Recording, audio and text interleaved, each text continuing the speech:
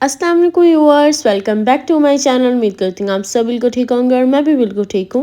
देखिए आज मैं अपने प्यारे से व्यूअर्स के लिए लेके आई हूँ राइस खीर, जो बहुत टेस्टी है और आप सबको भी बहुत अच्छी लगेगी।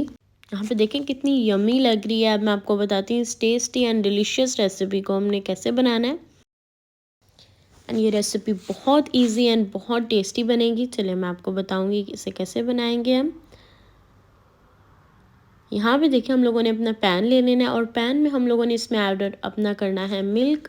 मिल्क है 1 लीटर। 1 लीटर मिल्क के अंदर अब हम लोगों ने इंग्रेडिएंट्स ऐड करनी है। फ्लेम हमारी अभी ऑफ है। शुगर हम ऐड करेंगे 1 कप। पहले हम सारी इंग्रेडिएंट्स ऐड करेंगे, देन फिर हम लोगों ने फ्लेम ऑन करनी है। शुगर हम लोगों ने 1 कप ली है।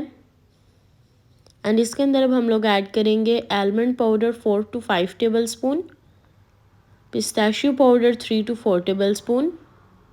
इन इंग्रेडिएंट्स से हमारी बहुत टेस्टी हो जाएगी रेसिपी। एंड यहाँ पे देखिए मैंने इसमें ऐड की है ग्रीन कार्डमम, जो 1 टीस्पून है पाउडर, और राइस प्यूरी ऐड करेंगे जिसे हम लोगों ने क्रश कर लिया था।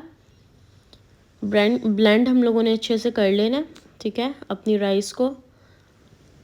और यहाँ पे मैंने नीडो मिल्क लिया है 1/2 कप। 1/2 कप वाटर के अंदर मैंने इसमें 4 table spoon Nido powder add किया था, मिल्क पाउडर। और अब हम लोगों ने इसमें ऐड कर देना condensed milk 5 to 6 table spoon. ये देखें अब हम लोगों ने इन सारी इंग्रेडिएंट्स को अच्छे से मिक्स कर देना है।